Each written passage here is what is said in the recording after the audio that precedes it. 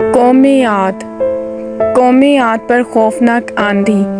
میرے سیدہ جعفری کے ناظرین، آپ نے بہت تیز ہوائیں چلتی ہوئے دیکھی ہوں گی اور بہت قسم کی آندھیاں بھی دیکھی ہوں گی، مگر آج ایک بہت بڑی خوفناک آندھی کا تذکرہ ہونا ہے۔ یہ خوفناک آندھی کب آئی، کیسے آئی، کس قوم پر آئی اور اس کا نتیجہ کیا نکلا، ان تمام سوالات کے جوابات آج آپ کو اس ویڈیو میں ملیں گے۔ بڑا ہی عبرت انگیز واقعہ ہے۔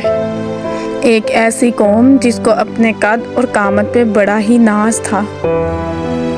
قومی عاد کا ذکر قرآن مجید اور اسلامی تاریخ میں ملتا ہے۔ قومی عاد کا تعلق حضرت ہود علیہ السلام کی قوم سے ہے، جنہیں اللہ تعالیٰ نے نبوت عطا کی تھی۔ یہ قوم عرب کے جنوب میں حضر موت موجودہ یمن کے علاقے میں آباد تھی اور ایک عظیم الشان اور طاقتور قوم تھی۔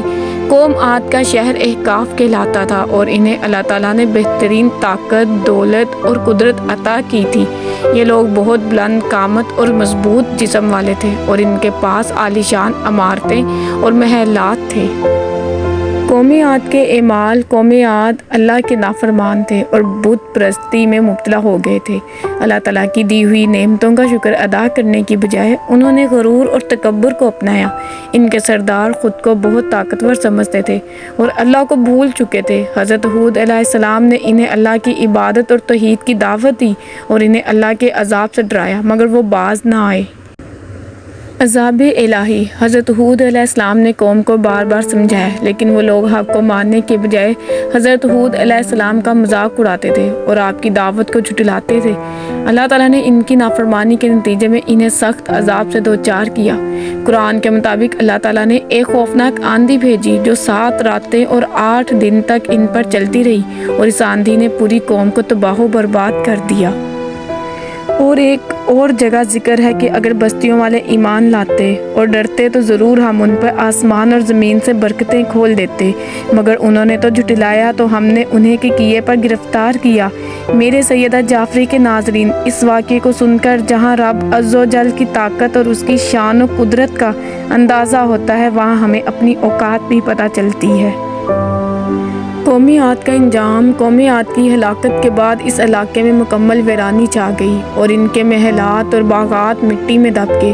ان کے باقیات آج بھی تاریخ میں ایک عبرت کی مثال ہیں۔ اللہ تعالیٰ نے اس واقعے کو قرآن میں کئی جگہوں پر بیان کیا ہے تاکہ لوگ اس سے عبرت حاصل کریں اور اللہ کے عذاب سے ڈریں۔ عبرت و سبق: قومی عاد کا واقعہ ہمیں یہ سبق دیتا ہے کہ اللہ کی نعمتوں پر شکر کرنا چاہیے اور اپنے خالق کی طرف رجوع کرنا چاہیے۔ تکبر، سرکشی اور ظلم کا انجام ہمیشہ برا ہوتا ہے اور اللہ کی نافرمانی انسان کو تباہی کی طرف لے جاتی ہے۔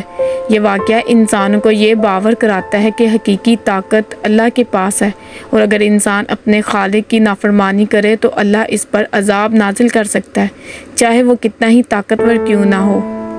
ہمیں کچھ بھی نہیں، وہ مالک ہے، وہ سب کچھ جیسے چاہے جب چاہے کر سکتا ہے۔ ہمیں چاہیے کہ اللہ تعالیٰ کی فرما برداری میں زندگی گزاریں، عاجز انکساری اختیار کریں، اس کے عذاب سے، اس کے قہر سے اس کی پناہ مانگتے رہیں اور اس کی رحمت کی بھیک اسی سے مانگتے رہیں۔